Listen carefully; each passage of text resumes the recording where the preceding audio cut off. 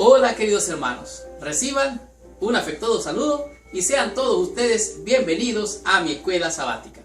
En esta semana estamos estudiando una lección que es, por demás decirlo, que es realmente muy importante. El no comprender esta lección puede llevarle a usted o a mí o a cualquier persona a llegar a tener sentimientos de culpa y no sentir en su corazón la sensación, la seguridad de estar salvo. El título de la lección de esta semana es ¿Cómo ser salvo? Y en esta semana vamos a estudiar, a descubrir y aprender todo lo concerniente a la salvación. De hecho, vamos a estudiar cuál es el primer paso para ser salvo. ¿Qué es lo que hay que hacer para ser salvo? Eso vamos a estar descubriendo esta semana. Seguidamente vamos a aprender qué necesitamos tú y yo para alcanzar o recibir esa salvación. Estudiar estos temas nos va a ayudar a comprender claramente cuál es tu posición y mi posición en cuanto a la salvación. Seguidamente vamos a descubrir por qué es importante creer en Jesús. ¿Qué significa creer en Jesús? Y cómo esto es crucial para tu salvación y para mi salvación.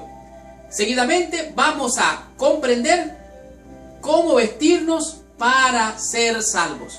¿Cuál es la ropa adecuada para alcanzar la salvación o para recibir la salvación?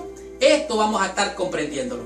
En realidad es un tema de grande importancia, porque comprenderlo puede ayudarte a salvarte y me puede ayudar a salvarme.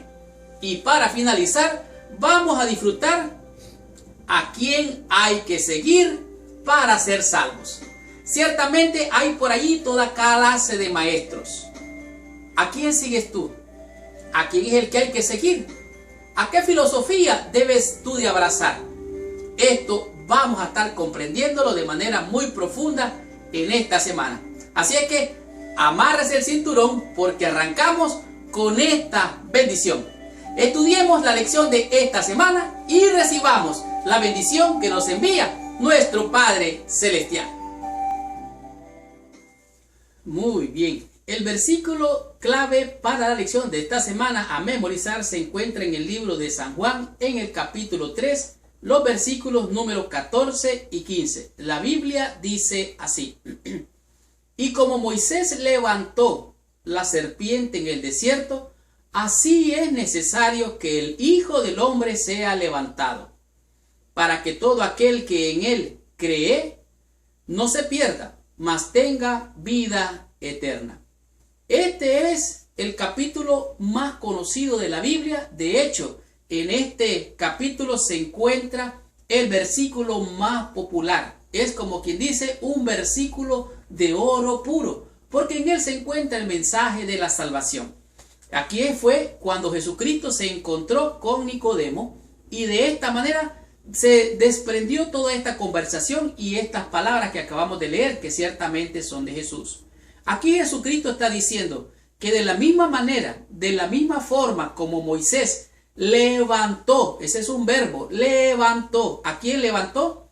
Levantó a la serpiente de bronce. Oiga bien, y al levantar esa serpiente de bronce, así como Moisés lo hizo, es necesario, dice, que el Hijo del Hombre, o sea, Jesucristo, sea levantado también de esa misma manera, sea exaltado, sea glorificado, sea mirado con fe, para que todo aquel que mire con fe sea salvo. Así lo dice el versículo 15, para que todo aquel que en él cree, o sea, hay que ver al Hijo de Dios levantado, hay que verlo con fe. ¿Para qué? Para que tú y yo no te pierdas y yo no me pierda, mas tengamos vida eterna. De tal manera que cuando los israelitas comenzaron a ser mordidos por las serpientes de fuego allá en el desierto, ellos se vieron un momento bien difícil. De tal manera que Moisés siguió las instrucciones, obedeció a Dios, hizo la serpiente de bronce y la levantó, para que todo aquel que fuera mordido pudiese mirarla a la serpiente de bronce y vivir. Así es que hay que mirar para poder vivir. De tal manera que la curación venía solo de Dios. Mirando la serpiente de bronce, los israelitas demostraban fe en Dios como su única esperanza de vida y salvación. la única esperanza de vida y de salvación se llama Jesucristo, y a Él es el que hay que levantar, a Él es el que hay que entronar, a Él es el que hay que ensalzar.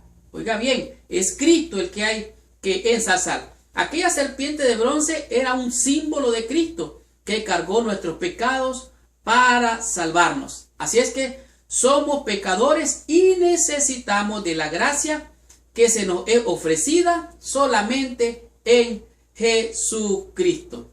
Estudiemos la lección de esta semana, descubramos cuál es la bendición y disfrutemos de esta lección en el día domingo con el tema que es reconocer nuestra necesidad. Muy bien.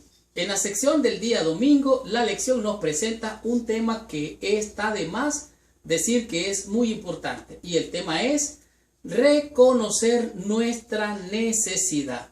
Y me gusta el título de esta sección de la lección porque la palabra reconocer, si usted la escribe reconocer y la lee de atrás para adelante, se va a dar cuenta que es la misma palabra. De tal manera que usted debe reconocer y yo debo reconocer. El reconocimiento tiene que ser mutuo, tiene que ser recíproco, tiene que ser reconocer. Reconocer es ver, es distinguir, es examinar, es conocer. Y conocer y volver a conocer, eso es reconocer. En este día la lección nos lleva a San Lucas en el capítulo 5, el versículo 27 al 32, donde sucede que Jesucristo hace un llamado a Leví Mateo. Leví Mateo era un cobrador de impuestos, se conoce como un publicano. Un publicano era aquel que recaudaba impuestos y de alguna manera el pueblo lo consideraba que había traicionado a sus hermanos por colectar impuestos para los que estaban invadiendo el territorio del pueblo. Y entonces resulta que aquí estaban también los escribas y los fariseos. Cuando Leví Mateo invitó a Jesús a su casa y a hacer una comida, entonces lo dice el versículo 30, dice: y los escribas y los fariseos murmuraban contra los discípulos diciendo: ¿por qué coméis y bebéis con publicanos y pecadores? Oiga bien, los publicanos eran pecadores y los publicanos eran ladrones para ellos.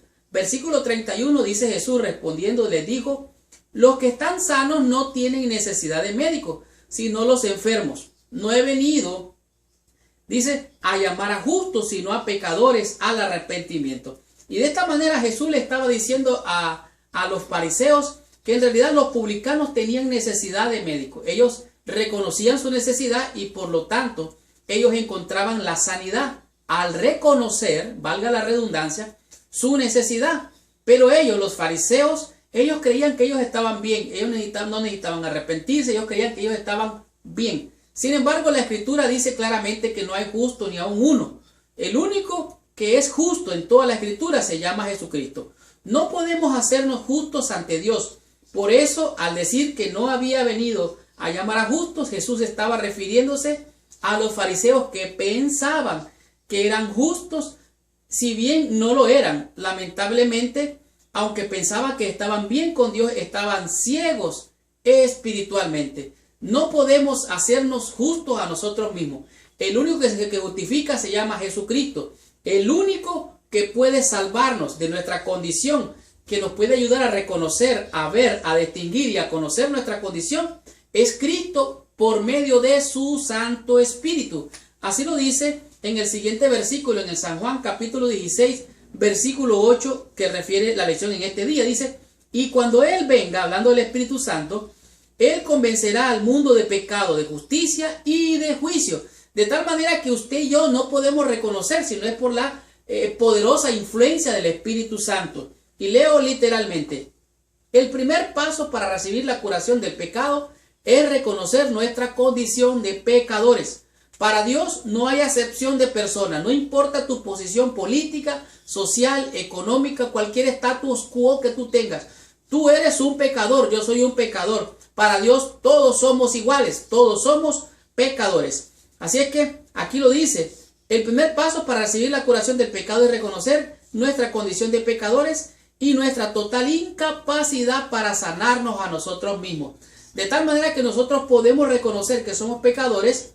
Dice, si son precisamente nuestros pecados los que nos impiden percibir nuestra verdadera condición. O sea, Los fariseos estaban ciegos, no miraban su condición, no reconocían. Pero todo aquel que reconoce su necesidad, entonces viene el médico divino y le da sanidad. De tal manera que es el Espíritu Santo, así lo dice. El único colirio que pueda hacernos ver nuestro estado espiritual es el Espíritu Santo. Por eso es que en Apocalipsis dice que debo de ponerte colirio para que puedas ver. Nosotros tenemos que oír, tenemos que obedecer y también reconocer la voz de Dios. Debemos obedecerlo, de otra manera, tarde o temprano nos endureceremos contra el Espíritu Santo de tal modo que no habrá nada que pueda hacer por nosotros. Qué pensamiento más aterrador realmente. Solo pensar que si blasfemamos, si resistimos al Espíritu Santo y no reconocemos nuestra condición, cuál es el primer paso para la salvación, entonces podemos quedar para siempre perdidos. De tal manera que hay una gran bendición en reconocer de los dos lados. ¿Cuál es tu condición? ¿Cuál es mi condición? Todos necesitamos de Dios, nuestro Padre Celestial, y el que puede sanar nuestras enfermedades. Pero para eso tenemos que reconocer, y para poder reconocer necesitamos la bendición de la presencia del Espíritu Santo en nosotros y con nosotros. Continuemos con la lección, recibamos más bendición y aprendamos de la lección del día lunes con el tema que es arrepentirse. Muy bien, de la sección del día lunes podemos aprender lo que es el segundo paso para la salvación. Y el segundo paso no es menos importante que el primero, como dijimos en la lección anterior, es reconocer. Leo literalmente: el reconocimiento de nuestros pecados no es suficiente para nuestra salvación, a menos que esté acompañado por el arrepentimiento. O sea, usted puede reconocer y decir, sí, es cierto, yo estoy enfermo, pero no voy al doctor. ¿Por qué? Por lo que sea. O sea, usted reconoce, pero no significa que eso le ayuda a tener la sanidad que necesita. Hablando de esto, dice aquí la lección: arrepentirse incluye 3 aspectos: reconocer que hemos pecado, sentir tristeza por haberlo hecho y desear sinceramente no pecar más. De tal manera que es necesario tener estos 3 pasos. Como dijimos, usted tiene que reconocer, ¿verdad? Tiene que sentir tristeza por haber cometido pecado y desear sinceramente arrepentirse. En el caso de Judas, Judas tuvo miedo, Judas tuvo temor por haber hecho a lo malo, pero él no se arrepintió. Tanto así que se colgó y se mató. Reconocer no es suficiente. Usted tiene que sinceramente sentir verdaderamente dolor. Tiene que sentir que él ha lastimado a Dios principalmente y obviamente a su prójimo. De tal manera que tiene que reconocer, sentir tristeza por haberlo hecho y desear sinceramente no volverlo a hacer. Esto es muy importante, reconocerlo. Juan el Bautista predicaba: arrepentíos, generación de víboras, decía, arrepentíos. Asimismo decía Jesucristo también: arrepentíos porque el reino de los cielos se ha acercado, decía Juan. Jesucristo también habló de esto. Él afirmó que nosotros como seres humanos tenemos que arrepentirlo. Así lo dice en el libro de Lucas, en el capítulo 13, hablando de que en cierta ocasión algunos galileos fueron prácticamente aniquilados, fueron matados. Y la sangre de estos galileos fue mezclada con la sangre de los sacrificios que se ofrecían allí en el santuario. De tal manera que entonces ellos creían que esos que habían sido muertos allí, en ese lugar, dicen que ellos eran malos, estaban mal, estaban pecando, ellos no reconocían, pero le echaban la culpa a los otros. Entonces Jesucristo les dijo: de cierto os digo, que si no se arrepienten ustedes también van a perecer. No piensen que aquellos otros que en una ocasión la torre de Siloé cayó y le cayó a 18 personas, murieron. La gente pensó que esos eran más pecadores que ellos. Ellos no reconocían, y como no reconocían, no se arrepentían. Jesucristo les dijo: no, pues si no reconocen y no se arrepienten, van a perecer igual que ellos, igual que los galileos, igual que de la torre de Siloé. De tal manera que Jesucristo llamó la atención al arrepentimiento. Juan el Bautista llamó a la atención al arrepentimiento. Jesucristo mandó a sus 12 discípulos a predicar, y ellos también tenían que exhortar a la gente a arrepentirse. Pablo también dijo que era necesario arrepentirse. Ahora, pero entonces yo puedo arrepentirme por mi propia fuerza, ¿Puedo yo generar esa sensación de arrepentimiento? Realmente no. ¿Por qué? Porque el arrepentimiento viene de Dios cuando el Espíritu Santo viene a nosotros y nosotros le permitimos. En Romanos, en el capítulo 2, en el versículo 24, dice claramente cómo es, qué es lo que nos lleva a nosotros al arrepentimiento. En Romanos, el capítulo 2, en el versículo 24, dice acá, vamos a ver, como está escrito, el nombre de Dios es blasfemado entre los gentiles por causa de vosotros. Cuando nosotros no nos arrepentimos y vivimos una conducta licenciosa, entonces esto es oprobio para la causa de Dios. De tal manera que es la benignidad de Dios la que nos lleva al arrepentimiento. Cuando tú reconoces el amor, la misericordia de Dios. Hubo un hombre conocido como el rey David, que está registrado ahí en la Biblia. Este hombre pecó, hizo cosas malas, pero él reconoció su maldad. Y él dijo, contra ti he pecado, Señor, he hecho lo malo delante de ti, reconozco mis rebeliones, en pecado he sido concebido y en pecado me engendró mi madre. Y entonces, y ese mismo que reconoció en el Salmo 51, escuche lo que dice en el Salmo 103, bendice alma mía Jehová y bendiga todo mi ser su santo nombre. Él es el que perdona todas tus iniquidades, el que sana todas tus dolencias, el que rescata del hoyo tu vida, el que te corona de favores y de misericordia. Versículo 11, porque como la altura de los cielos sobre la tierra, engrandeció su misericordia sobre los que le temen, cuanto está lejos el oriente del occidente, hizo alejar de nosotros nuestras rebeliones. Como el Padre se compadece de los hijos, se compadece Jehová de los que le temen, porque Él reconoce nuestra condición, se acuerda que somos polvo. Así es que el salmista reconoció y se arrepintió. Versículo 17, mas la misericordia de Jehová es desde la eternidad hasta la eternidad sobre los que le temen, y su justicia sobre los hijos de los hijos, sobre los que guardan su pacto y los que se acuerdan de sus mandamientos para ponerlos por obra. De tal manera que es el amor de Dios, la misericordia de Dios, la que te lleva a ti y me lleva a mí a reconocer, a arrepentirme, a sentir dolor por el pecado cometido y a desear no volverlo a cometer. Hay personas que pueden tener un corazón de piedra, un corazón que aparentemente no penetra el Espíritu de Dios. Hay personas que pueden tener un corazón de hielo, que está frío, que parece que no va a pasar nada. Pero cuando ese corazón se expone a los rayos poderosos y gloriosos de nuestro Señor Jesucristo, ese hielo puede derretirse y entonces el poder del Espíritu de Dios viene a esa persona y lo convierte en una nueva criatura. El hielo de nuestro orgullo puede ser derretido únicamente si nos exponemos al calor de la bondad y el amor de Dios. Así es que es su amor el que nos lleva al arrepentimiento. No nos arrepentimos para que Dios nos ame, sino que Él nos revela su amor para que nosotros podamos arrepentirnos. De tal manera que cuando miramos a Cristo levantado, reconocemos nuestros pecados y entonces ahora venimos, nos arrepentimos porque el Espíritu de Dios viene y nos toca. Y cuando tú cedes al poder del Espíritu Santo, tú no puedes ser el mismo. Tu corazón va a ser transformado. Como dijo el apóstol Pedro, le dijo, arrepentíos y convertíos para que vengan de la presencia de Dios tiempos de refrigerio. Continuemos con la lección y conozcamos qué nos dice en el día martes esta lección con el tema que es creer en Jesús. Muy bien. En la sección del día martes, la lección nos presenta lo que es creer en Jesús. Recuerde usted que la fe es la certeza, la seguridad, es la convicción de algo que no ve, pero que es real para usted por medio de la fe. El verdadero arrepentimiento va de la mano de la fe en Jesús como nuestro único Salvador.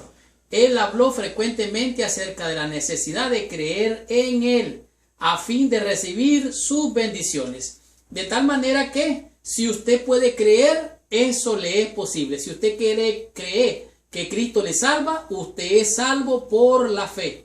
Pero entonces, ¿qué significa tener fe? Fe es realmente creer, es confiar, es conocer a alguien o a algo que es posible que sea lo que aparentemente no es. Es conocer quién es el autor y consumador de su fe. De tal manera que la fe tiene un objetivo específico. Jesucristo no es solamente creer en algo, sino especialmente creer en alguien. La fe es confiar en Jesús y en su muerte por nosotros, y creer que Jesús significa conocerlo, en entender quién es Él. ¿Quién es Cristo para ti? Cristo es el autor y consumador de nuestra fe. De tal manera que hemos de confiar en la fe de Jesucristo. Es la fe de Cristo la que te salva. No es la fe que yo pueda generar, porque yo no puedo generar fe. Es Dios, el poder del Espíritu Santo que mora en mí, el que me da la fe, que me ayuda a alcanzar la salvación por medio de la fe en Jesucristo, quien es el autor y consumador de nuestra fe. Debemos estar cubiertos por su justicia al creer en Él. Obtenemos su justicia, se nos da la seguridad de la vida eterna y tenemos la gran promesa de que Él nos resucitará en el día posterior. De tal manera que creer en Él nos habilita hasta para resucitar y tener vida eterna. De tal manera que Cristo nos da, oiga bien, nos da perdón, salvación y vida eterna. En este caso tenemos a la mujer pecadora, como nosotros le llamamos, y la Biblia también así le llama, que ella estuvo enjugando los pies de Jesucristo, y entonces dice: mira, Simón, mira a esta mujer, lo que ha hecho. Bueno, ella mucho ama porque mucho se le perdona, y le digo: mira, tus pecados te son perdonados. Decir eso, Jesucristo estaba reclamando su posición como Dios. O sea, Él tiene toda autoridad, toda potestad de perdonar tus pecados, de perdonar mis pecados, cualquiera sean. De tal manera que el justo vivirá por la fe, y el que no coma su carne y no beba su sangre, no tiene vida en él. De tal manera que no hay otro nombre dado a los hombres en el cual podemos ser salvos, sino en el nombre de Jesucristo. El nombre de Jesús es poder de Dios para salvación, para todo aquel que cree en Él. De tal manera que es la fe la que te puede ayudar y me puede ayudar a alcanzar la salvación. Es pues la fe, la certeza, la seguridad de la salvación. El poder de la fe no proviene de la persona que cree, oiga bien, sino del Dios en quien se cree esa persona. En otras palabras, no es mi fe la que me salva, es la fe de Cristo.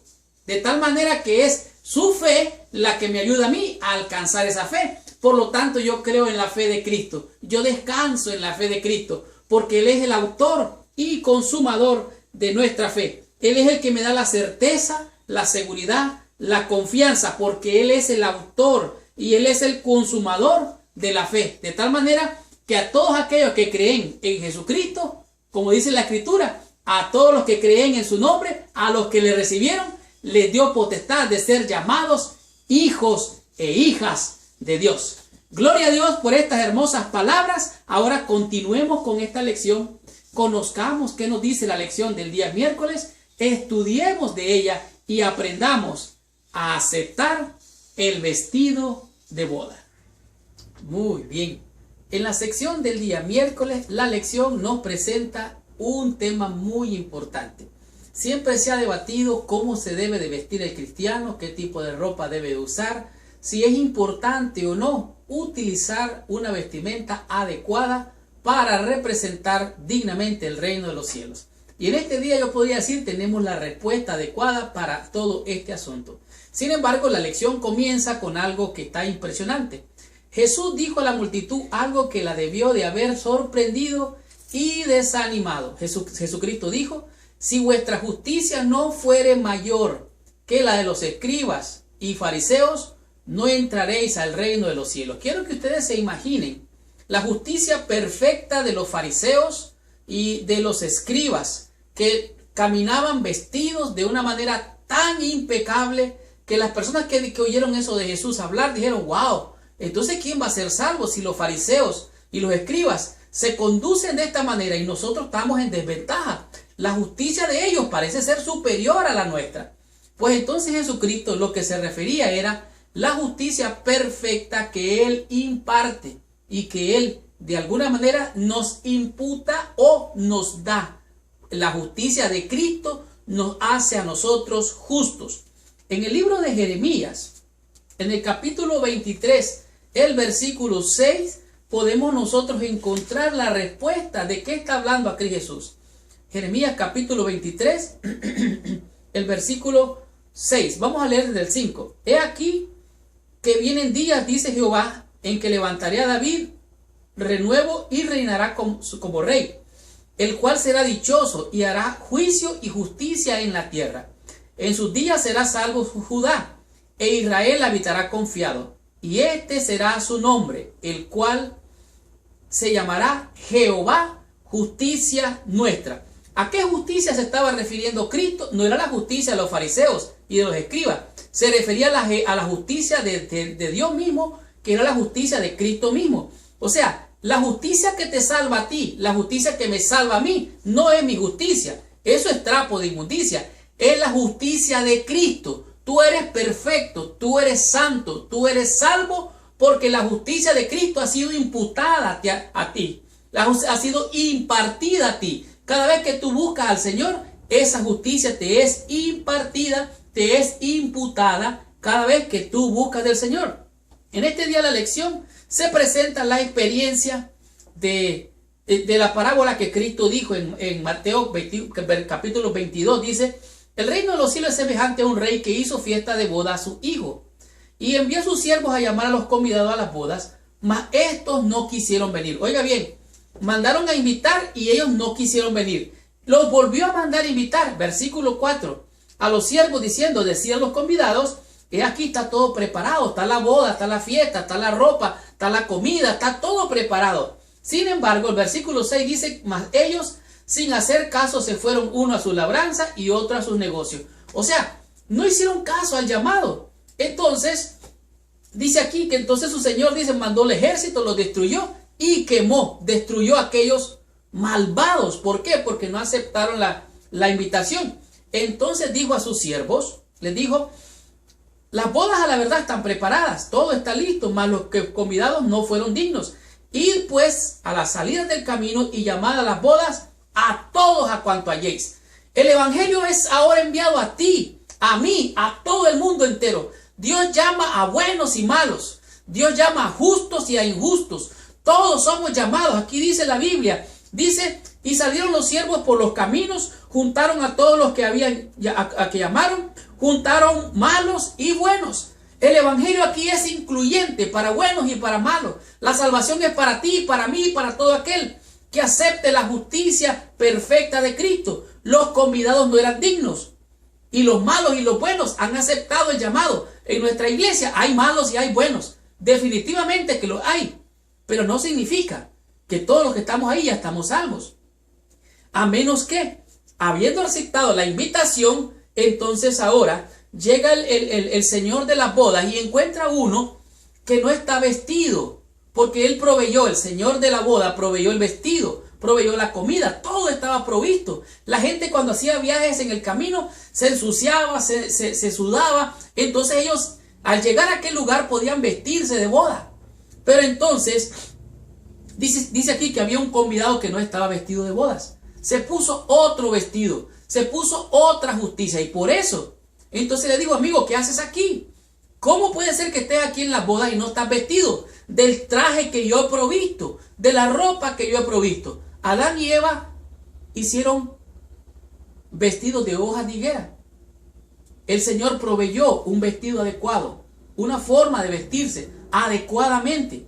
Alguna vez escuché esto de una pastora de nuestra iglesia. Digo pastora porque es la esposa del pastor. Dijo: la mujer se debe de vestir para honrar a Dios, para el respeto de los hermanos y para agradar a su esposo.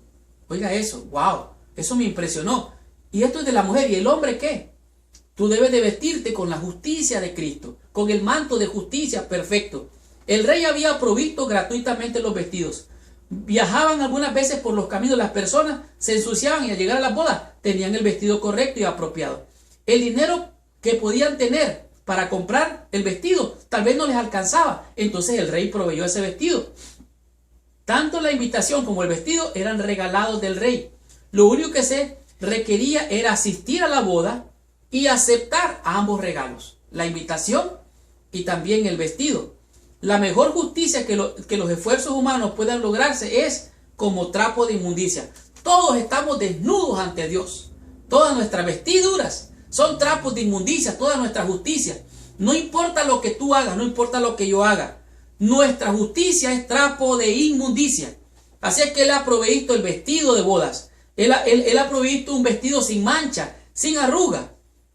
Dice la Biblia que en las bodas del Cordero, hablando en Apocalipsis, dice que la Nueva Jerusalén está ataviada. Oiga bien, la Nueva Jerusalén está ataviada como una esposa para su marido. No tiene mancha, no tiene arrugas. Oiga, ¿cómo se la presenta Cristo a sí mismo a su iglesia? Sin mancha y sin arruga. El vestido que Él le ha provisto es un vestido perfecto.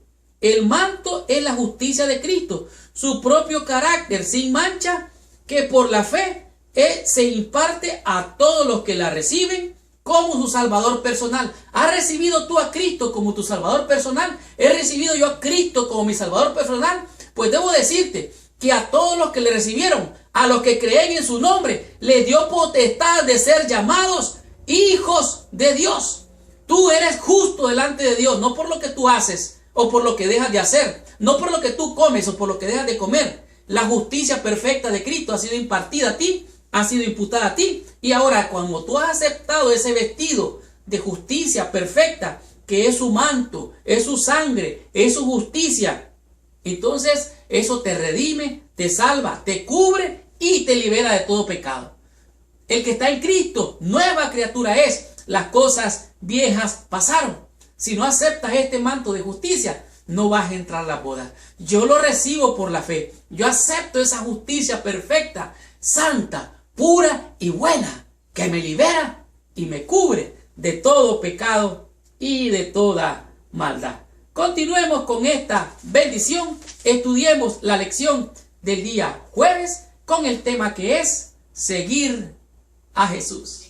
En la sección del día jueves podemos disfrutar lo que es el tema realmente, lo que significa seguir a Jesús. Realmente seguir a Jesús es mucho más de lo que algunas veces nosotros creemos y aún nos imaginamos. Realmente, como dice aquí la lección, cuando con fe reconocemos nuestra necesidad, oiga bien, reconocemos nuestra necesidad, el Espíritu Santo nos ayuda a arrepentirnos, confesamos nuestros pecados, entonces nosotros recibimos esta justicia. Y hablando acerca de esta justicia, nosotros podemos reconocer que en realidad nuestra justicia es trapo de inmundicia y que solo el manto perfecto de Cristo es el que nos habilita y capacita para ser herederos del reino de los cielos. Isaías 61, versículo 10 dice: en gran manera me gozaré en Jehová, mi alma se alegra en mi Dios, porque me vistió con vestidura de salvación, me rodeó de manto de justicia, como a novio me atavió y como a novia adornada con sus joyas. De tal manera que toda la belleza que pudiéramos tener es por la justicia de Cristo que nos ha sido imputada. Y entonces, ¿qué significa seguir a Jesús? Realmente aquí nos dice la lección lo que significa seguir a Jesús. Hubieron algunos que creyeron en Jesús, incluso hasta judíos. Por eso en el libro de San Juan, en el capítulo 8, el versículo 30 dice así: hablando él estas cosas, muchos creyeron en él. Dijo entonces Jesús a los judíos que habían creído en él: si vosotros permaneciereis en mi palabra, seréis verdaderamente mis discípulos. ¿Qué es lo que está diciendo a Jesucristo? Bueno, no es lo mismo aceptar a Jesús como tu Salvador que aceptar su palabra, sus enseñanzas, su doctrina, o lo que nosotros le conocemos como la teología. Algunas veces tú y yo pudiéramos agarrarnos de la doctrina y hacer a un lado a Jesús, poner más encima a la doctrina que a Jesús mismo. Entonces de esta manera estás dejando al Salvador por la enseñanza doctrinal, nominal, y esto es muy peligroso.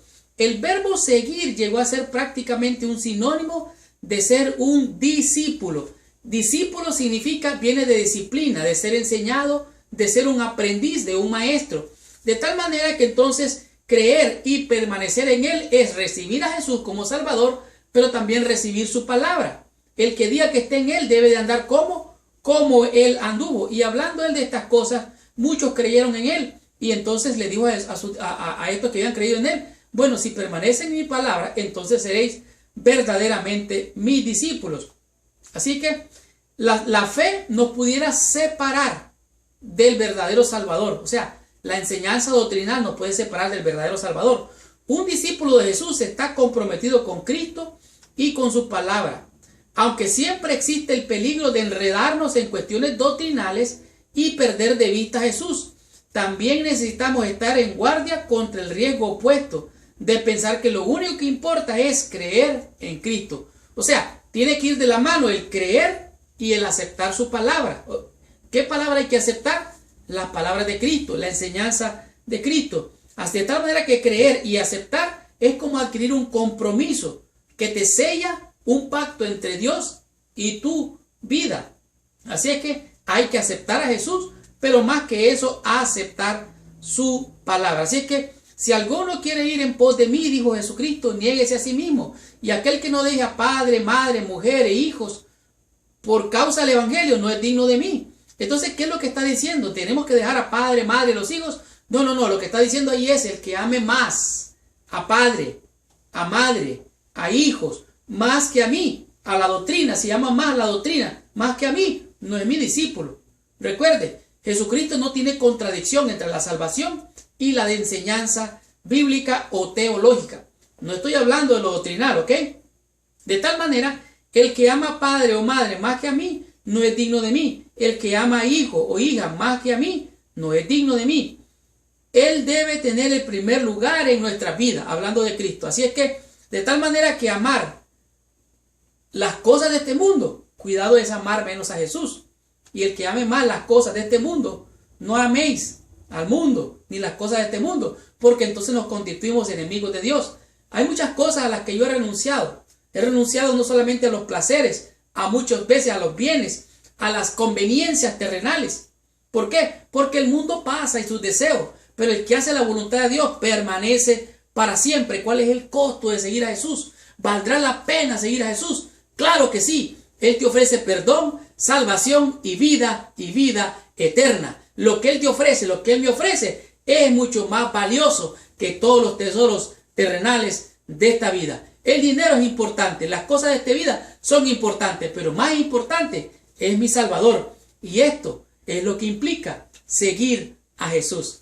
Disfrutemos de la conclusión, recibamos total bendición estudiando la meditación de la lección de esta semana. Qué tremenda y poderosa bendición hemos recibido durante toda esta semana.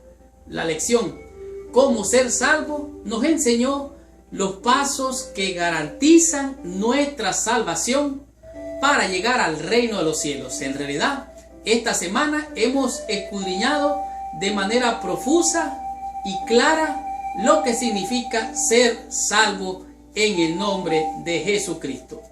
Nosotros no podemos arrepentirnos realmente.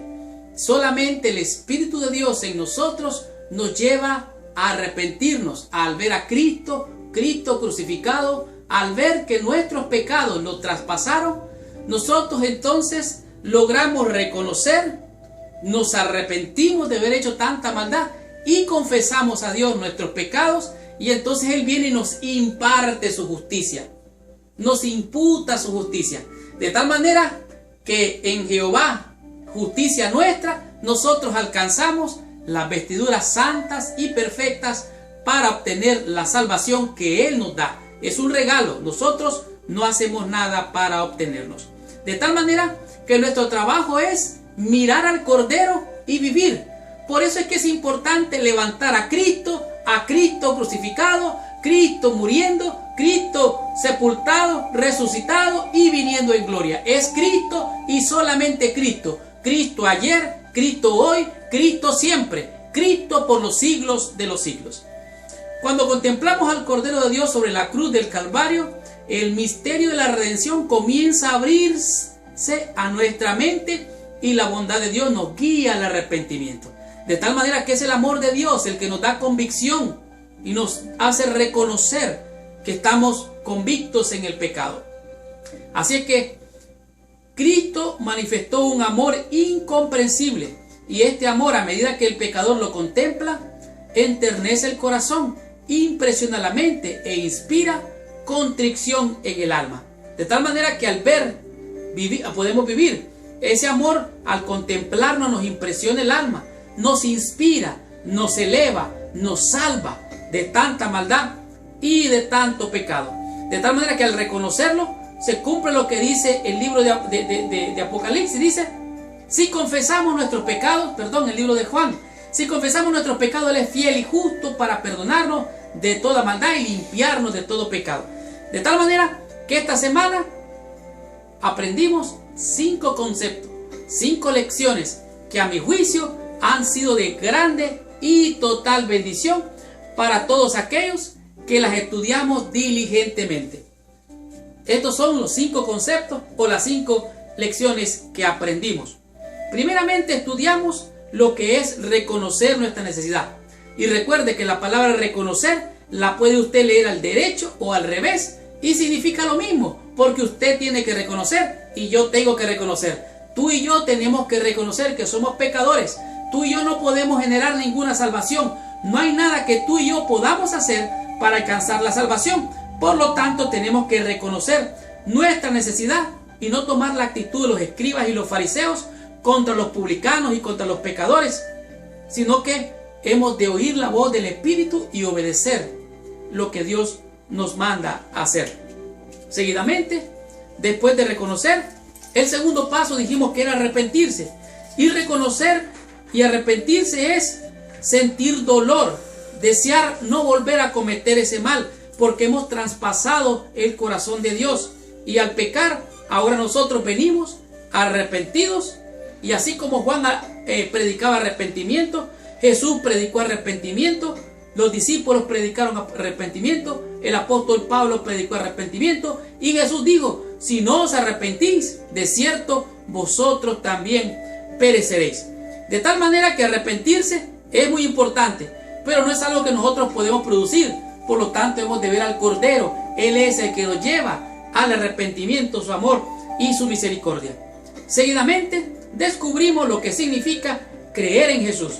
Creer en Jesús es tener fe en Él, es confiar en Él, es estar en Él, confiar que sus méritos son más que suficientes. El poder y la fe de Cristo me habilita a mí y te habilita a ti para alcanzar la salvación. Y esto nos lleva al cuarto paso de la salvación, que es aceptar el vestido de las bodas. Es importante que estemos vestidos de la justicia de Cristo. No es nuestra justicia la que nos salva.